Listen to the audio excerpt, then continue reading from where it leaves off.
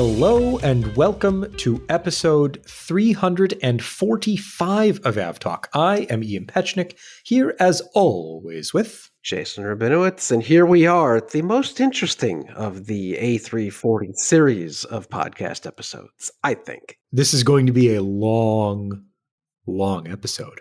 Maybe we dedicate this episode to the aircraft that once upon a time operated the longest haul flight in the world. The A340 500, I think, the best of the A340s. We should have John on next week for a debate. I don't think I will win that debate. I, of course, refer to our good friend John Walton, who may be the world's biggest A340 600 fan. So maybe we'll hear about that next week. Mm-hmm.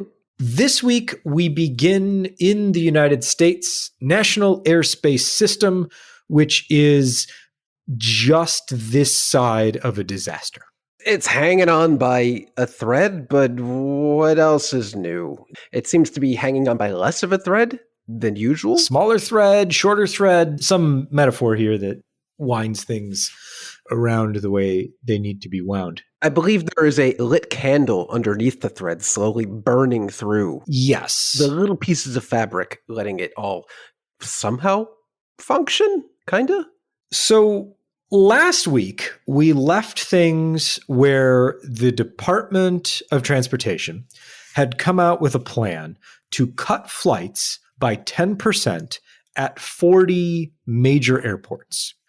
That was Wednesday when we recorded, where we had just that amount of information and nothing more. Hey, we weren't alone in that, because it turns out the airlines and airports also had no idea this was coming and kind of shrugged and said, hey, you guys know anything about this? And everyone else turned around and said, no, because the FAA forgot or just didn't bother to tell anyone until they announced it to the public, which is super cool. Yeah. So what happened then was that there was some good public messaging from, I believe it was LaGuardia Terminal B? Not public messaging. That was an internal letter from LaGuardia Terminal B to employees at airlines that I got a hold of, basically saying like, hey, if you guys at airlines hear about like what's going on, could you let us know? Please let us know. Also, this was public messaging from Orlando Airport. They posted on social media, we don't know anything here. Someone please tell us. I think BWI did the same. Yeah, there was a lot of confusion. And to be fair, here we are a week later, and really nobody knows. The math behind the scenes of whatever DOT, FAA determined, it's going to be 40 airports, 10% of those flights. Nobody has shown any math. The FAA, as far as I'm aware, has not come forward with any data behind the scenes, even though airlines have asked like, hey, could you show us the data, how you came up with this? And they just haven't. So yeah, there was some good reporting from John Ostrower and Will Giesbond over at the Air Current on that very topic, where airline executives said, what is the proclaimed data-driven basis? What is the basis for this? Because that could inform where and how we cut those flights. That has not been given publicly. If it's been given privately, we don't have that information. What we do know is that instead of canceling 10% of flights at these 40, what the DOT termed high impact airports, what ended up happening is they scaled that back to ramp up beginning at 4% up to 10% over 7 days. So these 40 major airports, and just think mostly the 40 largest airports in the US, handling a vast amount of traffic, then airlines needed to cut 4% of their flights by last Friday. Then 6% by Tuesday, so yesterday, 8% by tomorrow, and 10% by this Friday, the day the podcast comes out, if the FAA's order is still in place. We don't yet know when that order will be lifted, if it's shutdown is over, order gets lifted, or it's shutdown's over, there's a delay period to let things stay canceled while ATC starts coming back to work more because now they're getting paid. But we also don't know when exactly the ATC folks will be getting paid. So there's a lot we don't know at this point. Yeah, and to be clear, airlines are supportive of a cutback of flights. I mean, I have an email here from United, which quite literally says last week's FAA directive to cut flights during the government shutdown, which United supported, came without much notice. So they're both saying, yeah, we support this, but like, what the hell? How do you do something like this without at least giving us a heads up ahead of time? Some notice would have been nice. Some Yeah. notice would have been good. Not saying this was a bad idea or a bad concept. It was probably a good idea and a good concept, but the execution, wow, this was bad. A for effort, F for execution. Yeah, I do like the idea of ramping up from 4% to 8% to 10% or whatever. That also makes sense because it's really hard to cancel a lot of flights with short notice. But it has basically, I'm not going to say a non-event, but it's something at this point airlines are very accustomed to, whether it's storms or other sorts of issues. Like, this is not a hugely significant number of flights, which makes me think, why even bother in the first place? We have seen on and off since we recorded our last podcast, some days with truly horrific air traffic control delays at major airports. I'm thinking, at least specifically, surprise to nobody, here in New York, all three airports were just absolutely awful. And then there are other days where it's totally fine. Or Newark is a disaster and JFK is fine. Or JFK is a disaster and Newark is fine. It's very unpredictable simply because you can't predict who will show up to work in an air traffic control facility or tower and what the load is for that day and how much throughput there is. And how much weather there's going to be and how windy it's going to be, necessitating the use of certain runway configurations, which limit the rate at which you can depart and arrive aircraft at certain airports. I mean, it's almost like it's a complicated national airspace system. It is quite dynamic. And if you keep an eye on certain routes, there are some hub-to-hub or international routes that haven't been affected at all. There are others where it's very consistent, where it's this flight out of the overall schedule for the day will be canceled. And then there's my favorite, my cursed route between Dulles and LaGuardia, where for all 5 days this week, Monday through Friday, the day this podcast is released, since United has canceled flights through to Friday, even if the shutdown is over, all 5 days this week, there has been a different combination of canceled flights. And there are only 4. Some days it's 1 flight canceled. Some days it's 3 out of the 4. Some days it's 2. Even when it's 2, sometimes it's the first 2. Sometimes it's the middle 2. It's just, I would love to talk with someone at United or really any other airline and ask them, how did you determine which flights you're going to cancel? And even when you picked which flights, how did they fluctuate so wildly day to day? I mean, to the individual, this doesn't matter. You're only flying on one particular day. You're not looking at flights for all of the days. But if you are looking at it, it's just really interesting to see how airlines reacted to it and what came and what went. Yeah, I mean, I'm sure load factors and connections and a bunch of different things go into it, but it is really interesting to see when you look at it at a macro level how random it seems, even though I'm sure. Yeah, hopefully by the time this comes out, it is behind us. But we'll be back to the normal-ish we've been suffering through, or air traffic controllers have been suffering through for years already. I mean, air traffic controllers, once the shutdown's over, we're still going back to 6-day work weeks, 10-hour shifts, and mandatory overtime. Forced overtime. Yeah, it's not great. Not great. And we try not to stray into the political realm on this podcast. Sometimes it happens, and sometimes mostly because Jason's insufferable, but we'll allow it this time around. But I think when the president of the United States releases a statement, I think it's fair game to read It's worth discussing. Yeah. It's worth discussing. So if your immediate gut reaction to that is, you're talking about politics, you could just turn off the next few minutes, because we're just going to read verbatim what Donald Trump... We'll put it in the show notes when you can turn back in. We'll put it in the show notes. Should we just read it verbatim? Yeah, go for it. Okay, here we go. Oh, this is going to be painful. On November 10th, 10:32 a.m., all air traffic controllers must get back to work now. Emphasis added there, because now is in capitals with 3 exclamation points. Anyone who doesn't will be substantially docked. Docked is in quotes. For those air traffic controllers who were great patriots, and emphasis added again because great patriots is capitalized, and didn't take any time off, again, all in caps, for the, quote, Democratic shutdown hoax, end quote, I will be recommending a bonus of $10,000 per person for distinguished service to our country. For those that did nothing but complain and took time off, even though everyone knew they would be paid in full shortly into the future, I am not happy with you. You didn't step up to help the USA against a fake Democrat attack that was only meant to hurt our country. You will have a negative mark, at least in my mind, against your record. If you want to leave service in the near future, please do not hesitate to do so, with no payment or severance of any kind.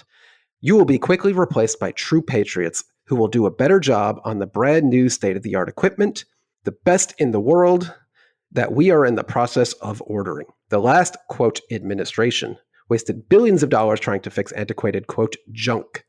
They had no idea what they were doing. Again, to all of our American patriots, God bless you. I won't be able to send your money fast enough. To all others, report to work immediately. God bless America, President Donald J. Trump. End of post.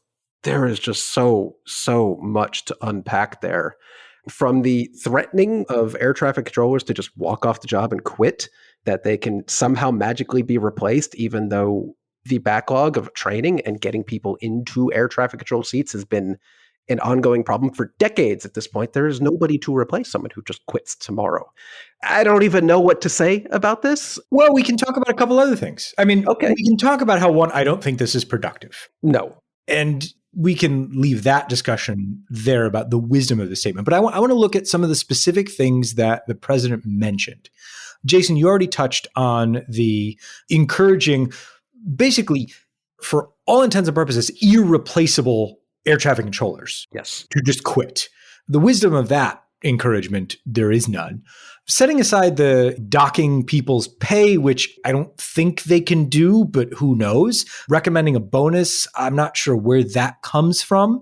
But I want to get into the will be quickly replaced by true patriots who will do a better job on the brand new state-of-the-art equipment. Ooh, wasn't there some relevant news about that just yesterday? There is some relevant news about that yesterday, which is to say that that brand new state-of-the-art equipment will not be ready within the time frame which it was initially promised. Shocking. Nobody. That was news from Department of Transportation Secretary Sean Duffy speaking yesterday at, I'm not sure exactly which airport, but he was speaking to reporters in the terminal of an airport. And he confirmed that, yeah, they're going to get a whole bunch of stuff in place. But the bulk and most important piece of this brand new state-of-the-art equipment is not going to be ready within the 3-year time frame that they have set for themselves. So do with that information what you will. I don't think that attacking a workforce that has by and large shown up to work without pay for the past 40 some odd days and kept people, aircraft moving throughout the system as safe as they possibly can. I just don't see where this idea comes from. I don't see how this can be like something I'm going to put out into the world. Yeah. Because I don't think it helps. Especially the bit where he mentions, quote, even though everyone knew they would be paid in full. Correct me if I'm wrong, but weren't there a bunch of Republicans out there throwing out the idea of, hey, maybe we have to look into whether or not we actually owe any of these people who are being forced to work any back pay. Maybe they don't get back pay. I'm pretty sure that was also tossed out there quite extensively. Maybe not by the president himself, but definitely by the party. That was certainly put out into the universe by members of Congress. But also, folks who are working don't necessarily have that level of financial security to be able to not get paid for 2-3 paychecks. Yep. So if there was any air traffic controller that did not show up to work for a day, there's a chance they were doing Uber Eats or doing TaskRabbit or whatever to pay the bills so that they could show up to work, actual work, controlling airplanes the following day. Like, this is really, really complicated situation, and yelling about it to the world and threatening and saying, if you didn't show up, you should walk out and you'll be docked, in my mind, whatever the hell that means. Unbelievably irresponsible, but par for the course. Okay, if you were not paying attention and you're skipping through the timeline for when it's safe to you to come back to listen to aviation, you can listen again. I mean, unfortunately, that is aviation at the moment. I mean, that is aviation in the US right now.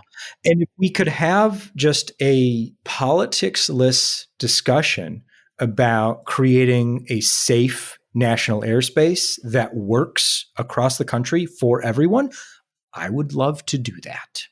Yes, that would be great. But if we did not talk about this, we would be doing you, the listener, a disservice because this is reality. This is what's actually happening. Like it or not, it needs to be talked about. I look forward to reading your negative reviews on iTunes. We'll take what we can get, but I think it's an important discussion and we'll keep at important discussions. Speaking of important discussions, let's talk about the updates for the UPS crash in Louisville last week. The NTSB did multiple days of on-the-ground briefings. J. Todd Inman, a board member at the NTSB, conducting those briefings and providing us with some good information all around. We know now that both the flight data and cockpit voice recorders have been found. The data has been extracted, and it is good data, meaning that the data was readable. There was data there from the accident flight and previous flights in the That's case great of the flight news. data recorder. So we will have a good idea, hopefully, from both of those recorders, what happened. Looking at the physical evidence, there has been the recovery of multiple fan blade pieces on the airfield, as well as most of the number one engine's core was recovered on the airfield. We know from the cameras at the airport, the CCTV cameras at the airport, that the bulk of the engine pylon on the number one engine was still attached to the engine as it separated from the wing. So that was confirmed by the video that the NTSB has viewed.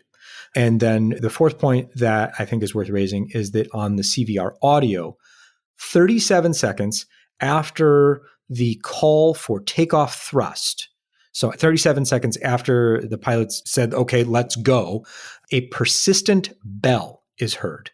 The NTSB briefings do not get into what that bell is specifically. Board member Inman pushed back against the description of the bell as an alarm, said it's a persistent bell.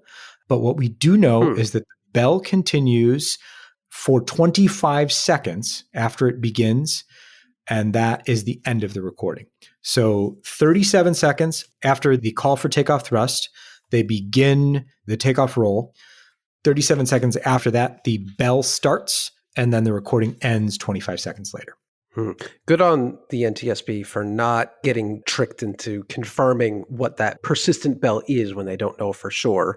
Because I don't know the warning systems on an MD-11, and I'm sure most people don't, even seasoned veterans in this industry. Maybe it could be a bunch of things. I don't know. The MD-11 is an older aircraft, but good on them for not just jumping to conclusions. But I'm so happy for them that the flight data recorders are sound, because we've seen too many incidents recently where they are either not present or weren't working or unrecoverable. So this is good news.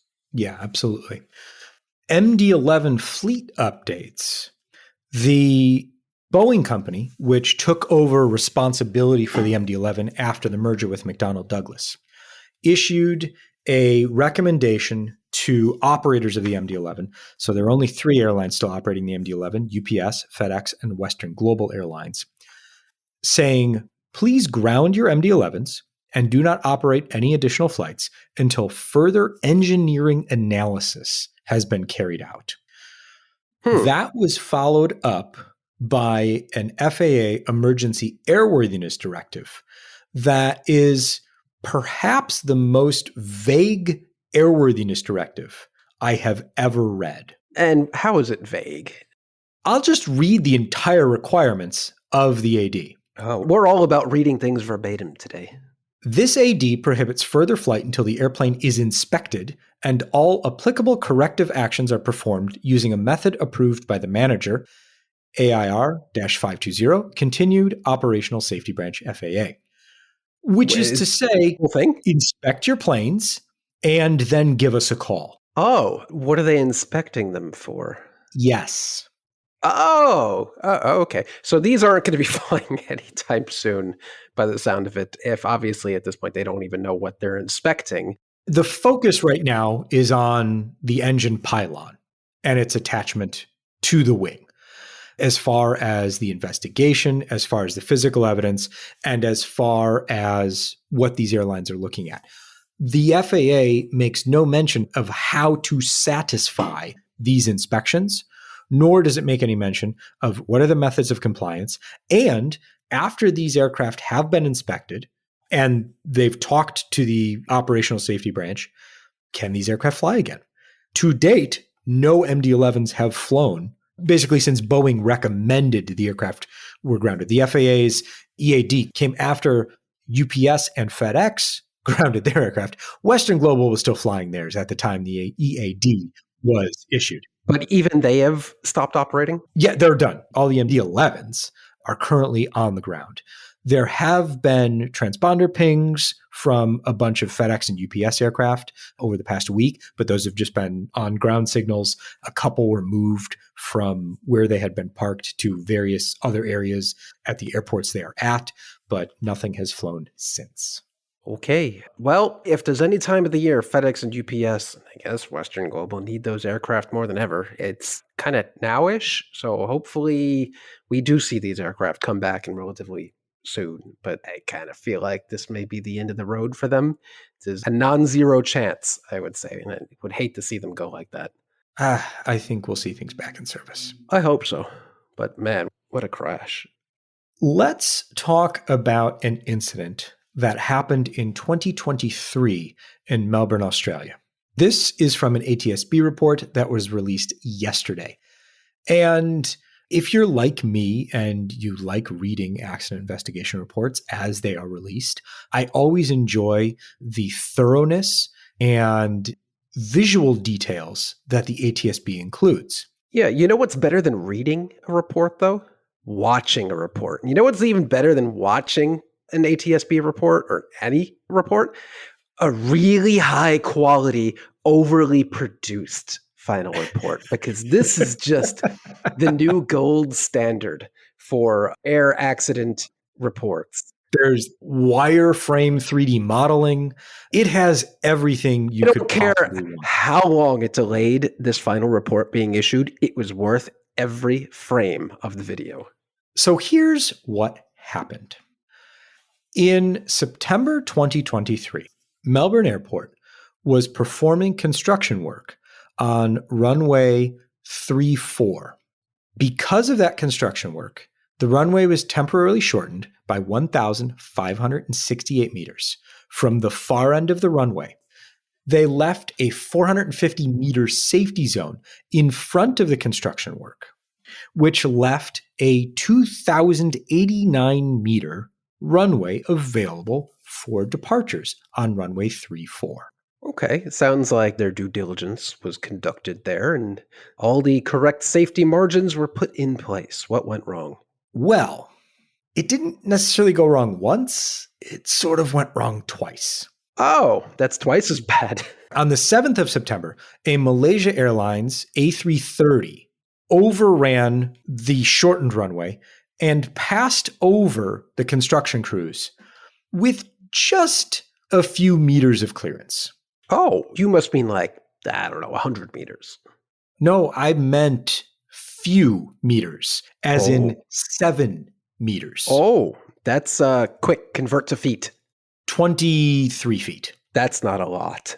That's not a lot. No, that's really, really bad. But surely it didn't happen again. And if it happened again, it wouldn't have been that close, right? Lessons were learned, corrections corrected. Yeah. So it happened again about 10 days later. Oh. And that was even closer, passing only 5 meters above the active work site, which is just 16 feet. Ian, that's much worse. Oh, boy. Yeah. The ATSB goes into a bunch of analysis of what actually happened here. And even though the correct NOTAMs were filed, but we all at this podcast know the issues with the NOTAM system, how there could be literally hundreds of NOTAMs all there issued for a single airport. It's very, very difficult to figure out what's important and what is bird activity 7 miles south-southeast from the departure runway. But it was also broadcast over ATIS, which is the Automatic Terminal Information Service, something that departing flight crews listen to and then confirm back to air traffic control that they have listened to the most recent ATIS broadcast. However, the quote is, neither flight crew identified that the runway was significantly shortened despite the relevant NOTAM being provided in their flight briefing packs. While both crews accessed a version of the ATIS that mentioned the shortened runway, they only noted to air traffic control the weather information from the ATIS and not the reduced runway length. In addition, while each airport's flight dispatcher had accounted for the reduced runway length in their indicative takeoff performance calculations, they did not specifically highlight the shortened runway in the flight crew's pre-flight briefing packages. This was likely since each aircraft was able to safely depart from the reduced runway length if appropriate power settings were applied. So almost a pair of disasters here in the name of saving a couple gallons of fuel for reduced power takeoffs. Yeah, I mean, thankfully, the shortened runway was accounted for in the takeoff settings. But it seems to me that I feel like there's something that could be done just to let folks know, hey, before you leave, just know that there is construction at the end of the runway that you are going to be traveling down the runway towards. And I feel like some sort of positive confirmation, like either with air traffic control, like I feel like there's something missing there. Yeah, and so does the ATSB, who says, with the release of this investigation report, the ATSB has issued a formal safety recommendation to ICAO that it review Annex 11 to include procedures for air traffic control communications to increase assurance that flight crews have received safety-critical aerodrome condition information.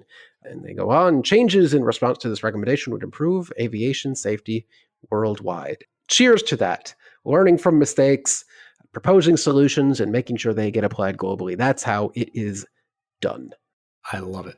I love it. And watch the video. It's a good time. Yeah, the video is linked in the show notes.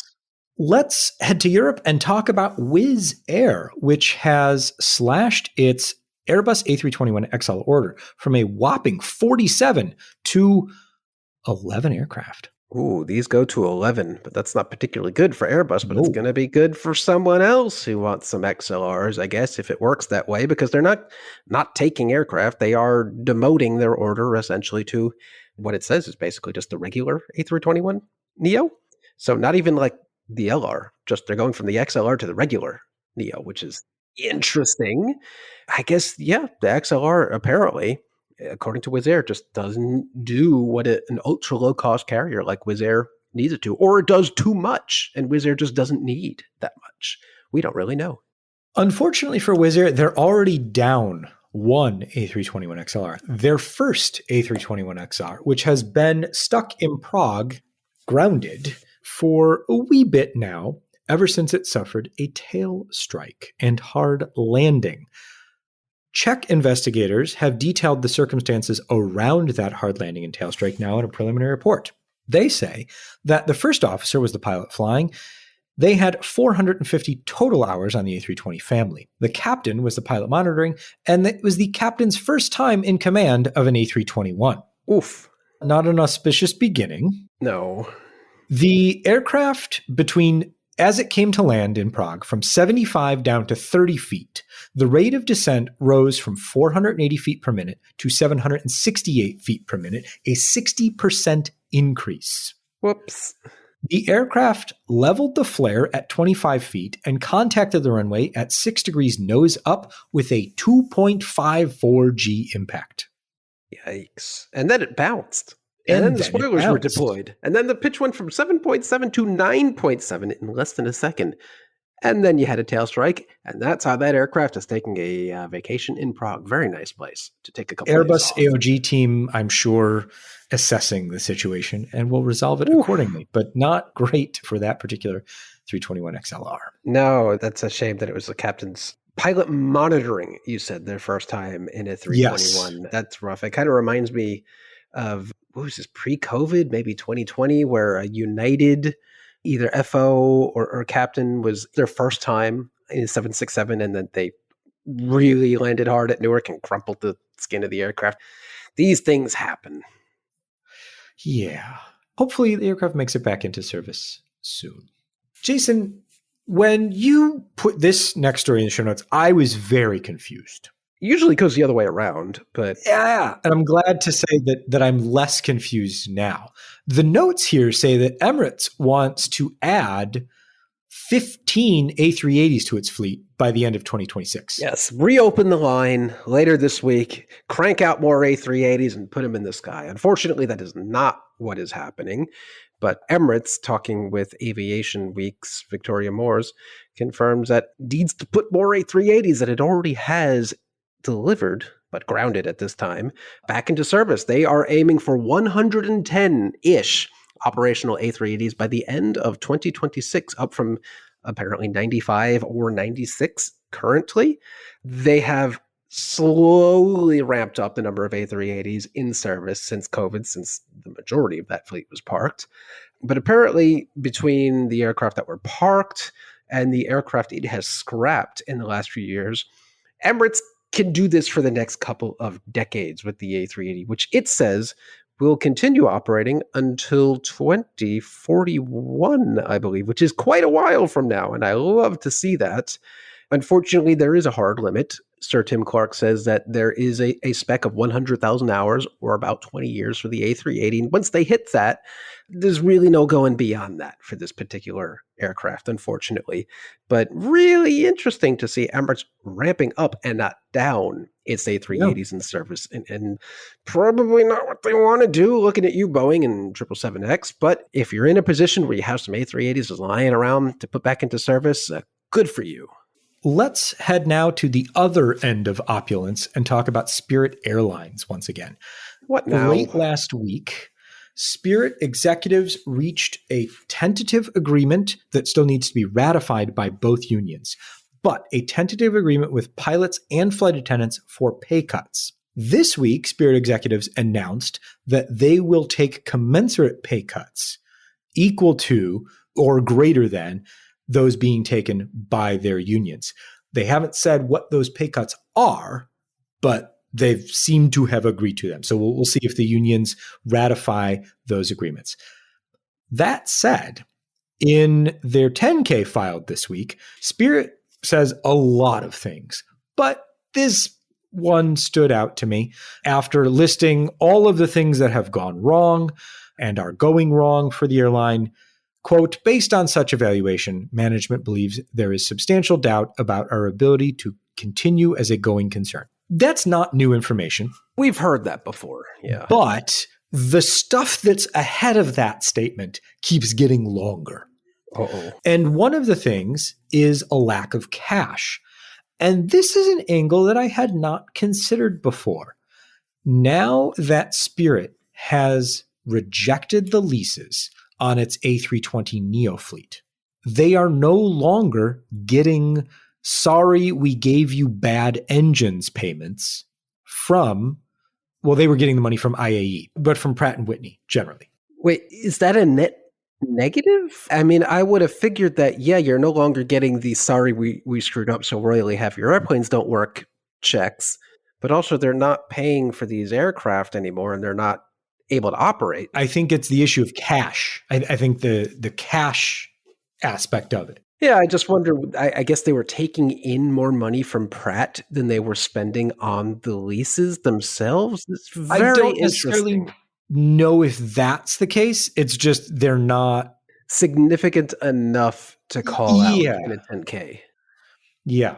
That was an interesting line and something that I had not considered previously. We'll keep a look and see if Spirit can continue to shrink itself to profitability, or if someone can come along and mercifully put the airline out of its misery and acquire it. We'll see.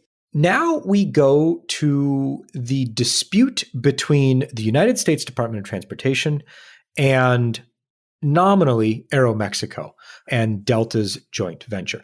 As part of all of this, Aeromexico has responded to the Department of Transportation's nullification of the joint venture, as well as objections by the Department of Transportation to some of Mexico's handling of where cargo can operate. And the thing here is that Aeromexico makes a strong case that the DOT's actions are contrary to what is legal. They say that the DOT's actions, quote, rests on unfounded hope that the drastic discriminatory action it proposes will persuade the government of Mexico to retract the Mexican presidential decree, which is the movement of cargo to the alternate airport. Aeromexico then goes on to argue that the cuts are not in the public interest, which is what the law requires, and says, quote, instead, the department concedes that its proposed actions is clearly not in the public interest and would disrupt the marketplace for consumers and shippers alike, which the DOT did in fact concede in the order. They said, we know this is going to cause disruption. Deal with it. Aeromexico also points out that the agreement governing the cargo movements includes a clause that says we can move the cargo movements to airports in the area, and those are considered equivalent to this airport. Okay. Man, this saga just keeps going back and forth and back and forth. All of this could have been avoided, almost certainly, if they hadn't canceled the original new flavor Mexico City airport from years ago. But that's probably never coming back as reality, is it? No. So this is a really interesting document that Aeromexico has filed. Will it make a lick of difference? No. Probably not, but it's something we can definitely have a look at just for fun. Hey, Jason. Let's talk about some legal stuff. Yes. When this lawsuit was filed 2 months ago, we discussed it, where a group of passengers who had purchased window seats on United and Delta flights found out that their window seats had no window. A trait of, every 737 out there, as far as I know. Yeah. This is very much a thing. And they are suing the airlines for saying, here's your window seat, and not having a window, whereas other airlines are very clear about the fact that you are purchasing a window seat or you're selecting a window seat that has no actual view out the window because there is no window. Yeah. Oh, United has filed a response, and it is just one of those all-time legal responses that you just look at and you read and you say, they really said that. This isn't a joke. Gotta be careful in my critique of this because I have many interests in this exact kind of work with United and other airlines, but I'm just going to read the quote. The use of the word, quote, window in reference to a particular seat cannot reasonably be interpreted as a promise that the seat will have an exterior window view. Rather, the word window identifies the position of the seat, i.e., next to the wall of the main body of the aircraft. Whew, that's a very lawyery statement right there. Are we reasonable people, Jason? I like to believe I have been known to act reasonably on occasion. Because when I hear window or window seat, I assume that I'm seated next to a window. And if I'm not going to be seated next to a window, because I understand that aircraft do need electrical ducting, they need air conditioned ducting, they need other structural things that might necessitate not having a window in a particular piece of sidewall. Totally understand that. I would like to be informed. If I'm told that the seat I'm sitting in is an aisle seat, I expect it to be next to an aisle. And if I'm told the seat that I'm going to be sitting in is a middle seat, I would be very surprised if it was not in the middle of other seats. And delighted, perhaps. Certainly. Maybe this is an argument I can use. So if I can sit in a window seat in the middle of the cabin, and then I can make the argument that the middle described the position within the cabin, not necessarily the position within the row. That'll go over well, right? Yeah, honestly, I feel like the lawsuit here has pretty good merit that it will continue. I honestly don't think reading this that the court will toss it out because there is very incontrovertible evidence that other airlines have figured this out. And when you go to book a flight on their seat map, you can see that this is a windowless window seat. Even Norse Atlantic has figured that out on its seat map. And if Norse Atlantic can do it, I think United and Delta can and should be doing it. It's a very complicated ecosystem. I know it all too well. It's the bane of my existence right now at my actual day job, but going to be real interesting to see how this goes and what kind of precedent it sets in the future. Because I think this is an actual legitimate problem. If I buy a window Yeah, seat, absolutely. I want there to be a damn window. And I don't think I or the person who brought up this class action lawsuit is alone in that. I mean, it would be one thing if, that Brazilian law goes into effect and you don't have to pay to select a seat anymore. That would be one thing. I'd be mildly disappointed if that happened. But if I'm paying, on some United flights, hundreds of dollars, and I end up not being able to sit next to a window unknowingly, I'm going to be more than disappointed. Yeah, and it's not just about the fact that you are paying to select a seat that may not actually have a window, but I believe, at least for United, there are several rows on the 737, 800, and 900, maybe the 700, that do not have windows, but are actually marketed as an upgrade as Economy Plus. So you're not just paying $20 for a seat assignment, you are paying potentially hundreds of dollars for extra legroom marketed as an upgrade where there's no actual window. We'll see what the judge says about this particular filing. Yeah, but speaking of upgrading to Economy Plus, I just found this fun and interesting. Qantas is launching Economy Plus on its 737s, A220s, and A321 XLRs, but there's an interesting wrinkle. It happens to be that United registered the trademark Economy Plus, even in Australia, way back when, but apparently it expired, but they renewed it and it's under investigation. And now Qantas might have to come up with a new name if it can't get that trademark for Economy Plus. That's just a fun twist. I mean, at some point, you're going to run out of names. Like for, what do we call this? Economy More. Unfortunately, there are an endless stream of names for what is essentially the same thing, and an endless seeming way of how to market the same thing, whether it is just a seat assignment, or if you're Delta, or in other cases United, or sometimes and/or American and/or JetBlue, it's sold as its own kind of cabin. The whole thing is real strange, but hey, good on United for protecting its intellectual property way back when, apparently. All the way in Australia. It's important. Yeah. Our last bit of legal news comes to us from the long-running saga between the United States government and Boeing. In 2021, following a long investigation into the crash of the two 737 MAX aircraft and how that aircraft was certified by the FAA, the Department of Justice filed suit against Boeing, alleging that the aircraft manufacturer committed fraud during the certification process, saying that Boeing had hid important information about the aircraft systems and misled FAA staff who were certifying the aircraft.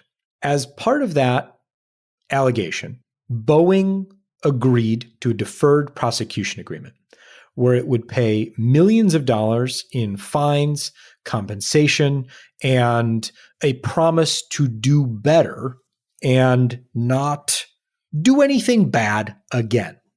In 2024, following the Alaska Airlines mid-cabin exit door plug blowout, the DOJ revisited that agreement and said that Boeing had breached the agreement and then brought Boeing up on criminal charges and brought them to court. That lasted through the back half of 2024 when the Department of Justice switched over. So by then, Boeing had pleaded guilty to the charges. And so the question was, what is the agreement going to look like upon Boeing pleading to these charges, which included an independent compliance monitor, additional monetary fines, and compensation to the victims of the two MAX crashes. Then, after the 2024 election, that was all put on hold as the new Department of Justice staff came on board. The judge in the case, Judge Reed O'Connor, rejected the initial compliance monitor appointment for a variety of reasons, including the selection of that monitor and how that would actually work. Then the DOJ this year said it would drop the case after reaching a non-prosecution arrangement with Boeing. That agreement that they reached did not include any independent compliance monitoring, included a additional payment, additional fine, and a few $100 million in improved compliance with existing regulations from the FAA. Victims' families from the MAX crashes sued and argued to say that this should not happen, that Boeing has pleaded guilty, and that they should be held to account for this. The judge in the case agreed with that, but said he had no legal authority to override the prosecution's decision to drop the case. Judge Reed O'Connor said that the victim families and their lawyers seeking to continue the case are, quote, correct that this agreement fails to secure the necessary accountability to ensure the safety of the flying public. But he had absolutely no authority to countermand the agreement that has been reached. Victims' families' lawyers say that they are going to appeal in the hopes of continuing this case. Sticking with Boeing, let's talk about some interesting orders that they've racked up in the past week or so. Jason, take it away. Yeah, in the same week, this news that a lot of people aren't too happy about the DOJ, and that ruling came out, but two very interesting orders, kind of interesting, I guess. Kazakhstan's Air Astana committed to an order of up to 15 787-9, growing its fleet all the way up to 18 if all are delivered. That's a pretty big fleet for little Air Astana. That's pretty cool. And Tajikistan's Saman Air, I guess that's how that's pronounced, also committed to order 4 787s and 10 737 MAX 8. So some real orders, some maybe coming in the future orders, but those are two airlines you don't hear all that much about. No, well, I mean, hey, 787 orders are 787 orders, which is why Boeing is just begun the expansion of its Charleston facility, spending, I think, $1 billion to expand that facility in the hopes of growing the 787 production rate above 10 per month. So good for them. Hey, good one. We didn't have that in the show notes. That just came off the top of your head. Off the top of my head right there. Good work. Good work. Let's go to Dulles, where I didn't know this could happen, but apparently it happens more often than you think. Oh, if you've ever been to Dulles and experienced a ride in one of the mobile lounges or moon buggies or whatever you might call them, wouldn't be all that shocking that they crash every now and then, because they're just kind of zipping all over the field, going back and forth. They're vehicles not based on, they are very old, I think a half century old vehicle at this point. But they've got 19 of these mobile lounges, which either transport people between concourses A and D or actually connect to the aircraft and shuttle them over in the most unpleasant way possible over to CPP processing.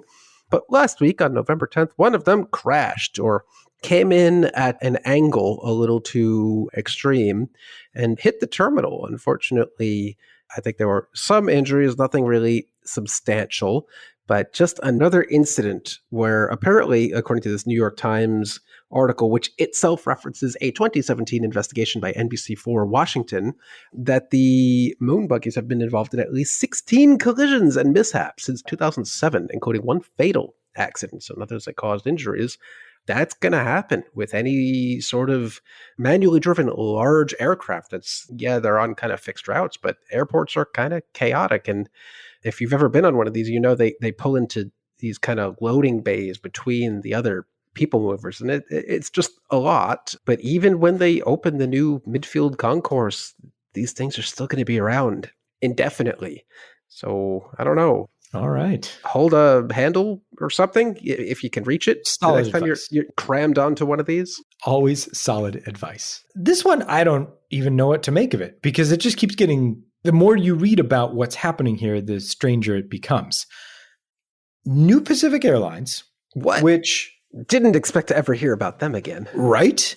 Which started out as a reincarnation or a split off of a second airline, which then they had to change their name because they were called Northern Pacific and they got sued, and then they became New Pacific, and then they went away because they weren't making any money. But now they're back And they're going to operate not the 757s that they had, but A320 family aircraft for Beyond, which is a premium leisure-focused airline serving the Maldives. I understood all of those words individually, but put together Right?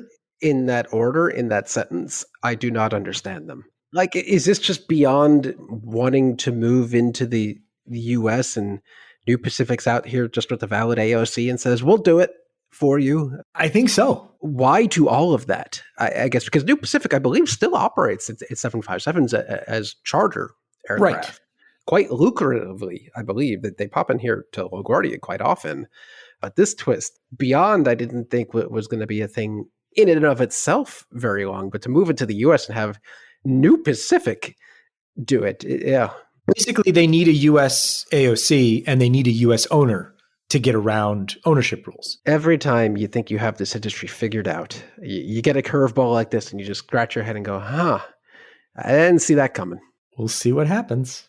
And then finally, Jason, this one really is for folks who make it to the end of the podcast. Yes, only the true listeners who got to the end of this almost hour-long podcast will know that if you fly, I guess it's technically Alaska Airlines, but really seemingly only the Hawaiian version of Alaska Airlines, they have introduced trading cards, aircraft trading cards, which you may be familiar of for decades of history, but more recently really came back into vogue with I don't think American, but United and Delta have put out some really nice, specifically Delta, because those cards are really nice. Trading cards. I've got some on my desk right now. Yeah, they're shiny, which is great. We love shiny things.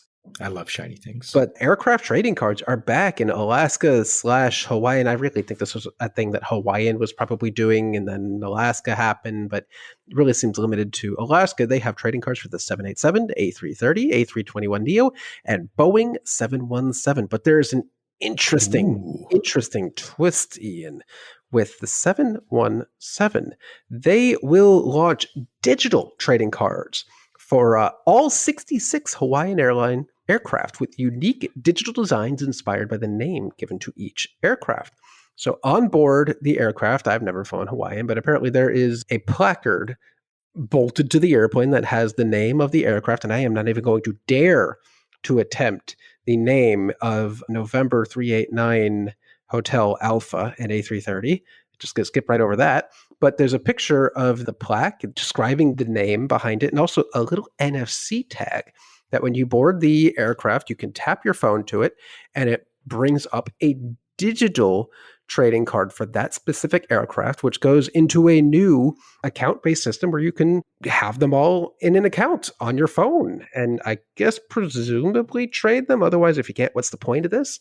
But apparently there are 66 individual digital trading cards. And if you are crazy enough to collect all 66 of them somehow, we would like to talk with you. And I'm sure Hawaiian Airlines or Alaska Airlines, whatever it is these days, would also like to talk to you, because that's an impressive, interesting twist on a very old tradition.